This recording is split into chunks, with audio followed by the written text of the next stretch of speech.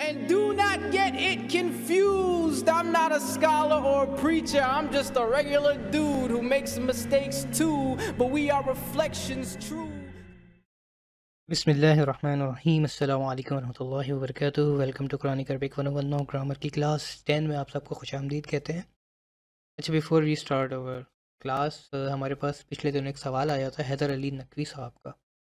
اچھا، وہ پوچھتے ہیں کہ بھائی فعل کا اسم بن جانا میں ان نصر کے آگے جیت کیوں ہے جبکہ پیچھے مطلب ان کا سوال جہاں تک مجھے سمجھ میں آیا، شاید وہ صحیح سے فریز نہیں ہو پایا انگریزی لفظ کی وجہ سے، لیکن وہی جاننا چاہ رہے ہیں کہ فعل جو ہے وہ مطلب جیت کا لفظ تو فعل ہے، مطلب ایک جیت ایک عمل ہے جیتنا، تو یہ فعل کیوں بن جاتا ہے، یہ اسم کیوں بن جاتا ہے اگر الف لام آ جائے اس وقت.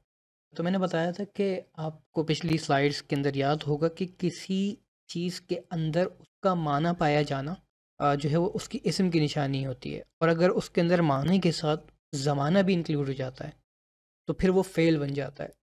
یعنی کہ جب ہم جیت کی بات کرتے ہیں، ان نصر کی بات کرتے ہیں، الف لام ایڈ ہو جانے سے وہ فعل، وہ نصرہ جو ہے وہ فعل جو ہے وہ اسم بن گیا. اس کی وجہ یہ ہے کہ نصرہ کا مطلب ہوتا ہے اس نے جیتا یا وہ جیتا، ینصرو وہ جیتے گا یا جیتتا ہے. تو اس کے اندر ہمیں ٹائم فریم پتہ چل رہا ہے، پاسٹ پریزنٹ فیوچر، کہ بھئی وہ جیتا تھا، جیتا ہے یا جیتے گا. ٹھیک ہے. لیکن جب ہم ان نصر کی بات کرتے ہیں یا ضرب کی بات کرتے ہیں یا الخلق کی بات کرتے ہیں تو اس کے اندر اشارہ ہو رہا ہے کہ ہاں جیت کی بات ہو رہی ہے، لیکن کب جیتنے کی بات ہو رہی ہے، کہاں، کیسے، کوئی اس کا کوئی کرائٹیریا پتہ نہیں چل رہا ہمیں، ہمارے پاس اس کا زمانہ ہمیں معلوم نہیں ہو رہا، تو اس لیے وہ اسم کہلاتا ہے. تو I hope that make sense انشاءاللہ. چلیے اپنی کلاس کا آغاز کرتے ہیں. اچھا، پچھلی کلاس میں ہم نے اس میں اشارہ کے بارے میں پڑھا تھا، اور میں نے بتایا تھا اس میں اشارہ جو ہے وہ دو اقسام کے ہوتے ہیں. ایک ہوتا ہے اس میں اشارہ قریب، اور ایک ہوتا ہے اس میں اشارہ بعید. قریب کی ہم نے کچھ ایگزامپلس دیکھی تھی پچھلی کلاس کے اندر، اور رائٹ سائڈ پہ ٹاپ پہ یوٹیوب لنک کا کارڈ آ رہا ہے، جو جن لوگوں نے کلاس مس کر دی ہے تو وہاں کلک کر کے دیکھ سکتے ہیں، انشاءاللہ استفادہ ہوگا. تو وہ جو عربی کے قریب کے اشارے تھے اس میں سے پہلا اشارہ تھا واحد مذکر حاذا، اس کے بعد تثنیہ مذکر، یعنی کہ اگر ایک جنس کے اگر دو افراد ہوں گے، دونوں مرد ہوں گے، تو اس کے لیے حاذانی یا حاذینی آئے گا. اسی طرح واحد مؤنث کی بات ہو رہی ہوگی تو حاذی، تثنیہ مؤنث یعنی دو خواتین کی بات ہو رہی ہوگی تو ہاتانی، اور ہاؤلائی جمع مذکر و مؤنث یعنی کہ جتنے بھی مذکر ہیں اگر ان کا 3 یا اس سے زیادہ کا گروپ ہے تو ہاؤلائی کا صیغہ استعمال ہوگا. خواتین میں بھی یہ استعمال ہوگا. اور اگر ایک ایسی گرینڈ گیدرنگ ہے جہاں پہ مرد اور خاتون دونوں شامل ہیں، جیسے 6 مرد ہیں 6 عورتیں ہیں، 3 مرد ہیں 3 عورتیں ہیں، تو ان کے لیے ہاؤلائی کا صیغہ استعمال ہوگا. یہ اس طرح سمجھ لیں کہ یونی سیکس جو ہے نا وہ صیغہ ہے. ٹھیک ہے. یہ تھا ہمارا اس میں اشارہ قریب، یعنی کہ جو قریب کی چیزوں کو جب پکارا جائے گا، اشارہ کیا جائے گا ان چیزوں کی طرف، تو اس کو اس میں اشارہ قریب کہا جاتا ہے. اس میں حاذا اور حاذی، ہاتانی، ہاؤلائی اور حاذانی حاذین. ٹھیک ہے. آج ہم پڑھیں گے اس میں اشارہ بعید، یعنی کہ ان چیزوں کی طرف جو دور ہوتی ہیں، جیسے دس انگریزی میں قریب کی چیز کے لیے استعمال کیا جاتا ہے، اور ڈیٹ جو ہے نا انگریزی میں دور کی چیزیں کے لیے، دور کی چیزوں کے لیے استعمال کیا جاتا ہے. اچھا، اس میں اشارہ بعید میں سب سے پہلی مثال جو ہے وہ ذالکہ کی ہے، واحد مذکر کے لیے استعمال ہوتا ہے. زانکہ تثنیہ مذکر، یعنی کہ 2 مردوں کی اگر بات ہو رہی ہوگی تو اس میں اشارہ بعید جو دور کی طرف ہے اس کے لیے زانکہ کا لفظ استعمال ہوگا. تلکہ واحد مؤنث کی طرف یا عورت کی طرف اشارہ ہو رہا ہوگا، یا کسی چیز کی طرف بھی اشارہ ہو سکتا ہے. ٹھیک ہے. جس طرح قرآن میں آتا ہے تلکہ امانیہم. اچھا، اسی طرح جب 2 ایسے صیغے ہیں جو مؤنث کے صیغے ہوں گے، چاہے وہ مطلب انسانی مؤنث ہو یا کوئی چیز کی مؤنث کی بات ہو رہی ہے، تو تانکہ کا صیغہ استعمال ہوگا. اور آخری جو ہے وہ جمع مذکر و مؤنث دونوں کے لیے 3 یا اس سے زیادہ کی تعداد ہوگی تو اولائی کا لفظ استعمال ہوگا. اولائی کا درجنوں بار قرآن میں آیا ہے، بلکہ اس سے بھی زیادہ بار. تو یہ اس میں اشارہ بعید ہے. ٹھیک ہے. اب اس کی کچھ مثال جو ہے وہ ہم قرآن سے دیکھ لیتے ہیں، کچھ ایگزامپلس.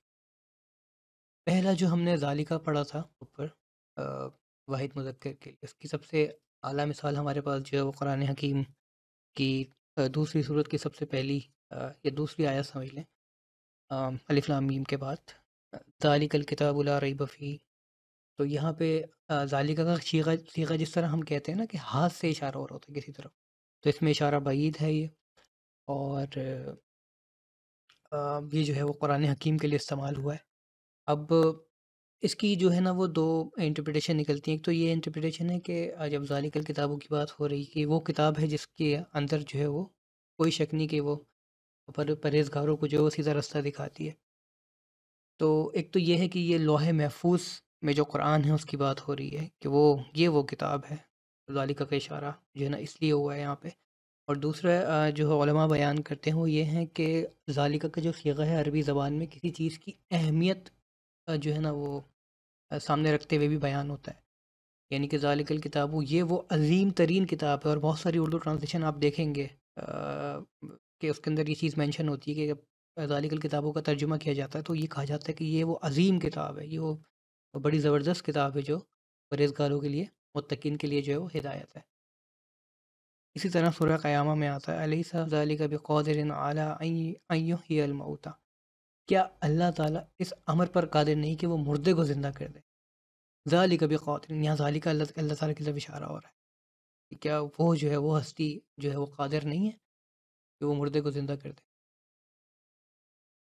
اسی طرح وہ میں نے جو آیت پہلے ڈسکس کی تھی کہ وقالوا لن يدخل الجنۃ الا من كان هودا او نصارى، کہ اس وقت تک جنت میں داخل نہیں ہو سکتے تب تک یہودی یا نصرانی نہ بن جاؤ۔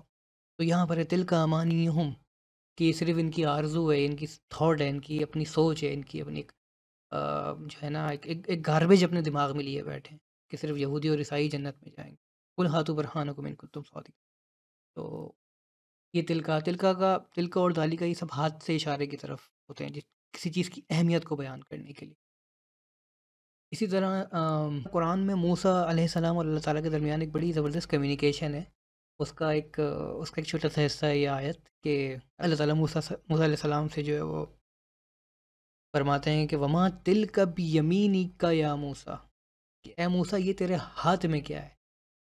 تو کسی چیز کی طرف جیسے میں نے کہا اہمیت دلانے کے لیے اس میں اشارہ استعمال ہوتا ہے کہ اشارہ مطلب ایسا ہو کہ بندہ اشارہ کر رہا ہے یار یہ تیرے ہاتھ میں کیا ہے، کہ اے موسیٰ تیرے اس دائیں ہاتھ میں کیا ہے، بیمینک یا۔ تو جس چیز کی طرف اشارہ ہو رہا ہے وہ چیز جو ہے نا وہ ظاہر سی بات ہے مؤنث ہے، تو اس لیے تلکا کا صیغہ استعمال ہوا ہے۔ اسی طرح سورہ مریم میں آتا ہے تلک الجنۃ التی نورث من عبادنا من کان تقیا، کہ یہ وہ جنت ہے جس کا وارث ہم اپنے ایسے بندوں کو بنائیں گے جو متقی ہوتے ہیں، جو پرہیزگار ہوتے ہیں۔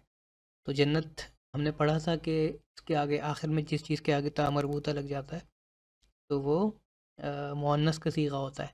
تو جنت جس طرح اردو میں ہوتی ہے اس طرح عربی میں بھی ہوتی ہے، تو یہاں تلکا کا صیغہ استعمال ہوا، تلک الجنہ۔ اسی طرح اولئکا، یہاں 2 بار اولئکا آ گیا ہے، سورہ بقرہ کے اندر ہے، اولئک علی ھدی من ربہم واولئک ھم المفلحون، کہ یہی وہ لوگ ہیں جو اپنی رب کی طرف سے ہدایت پاتے ہیں یا پانے والے ہیں، اور یہی وہ لوگ ہیں جو فلاح اور نجات کی طرف جو ہے نا وہ مفلحون ہیں، فلاح کی طرف جو ہے نا گامزن ہے، فلاحی پائیں گے یا پاتے ہیں۔ تو یہاں پہ بھی لوگوں کی بات ہو رہی ہے، اب ان لوگوں میں مذکر مؤنث دونوں شامل ہیں، مرد اور عورت دونوں شامل ہیں، لیکن اولئکا کا جیسے میں نے ذکر کیا، جس طرح ہاں اولائی پچھلی اس میں ڈسکس کیا تھا ہم نے جمع مذکر و مؤنث، تو اولئکا مذکر کے لیے بھی استعمال ہو سکتا ہے، مذکر کی ایک جماعت، مردوں کی ایک جماعت کے لیے، عورتوں کی جماعت کے لیے بھی، اور دونوں جماعتوں کے لیے بھی استعمال ہو سکتا ہے۔ ٹھیک ہے، تو انشاءاللہ آج کا سیشن یہاں ختم کرتے ہیں۔ اگر آپ کو کوئی سوال ہو تو کمنٹ سیکشن میں ضرور مینشن کیجیے۔ جب تک اپنا خیال رکھیے گا، السلام علیکم ورحمۃ اللہ وبرکاتہ۔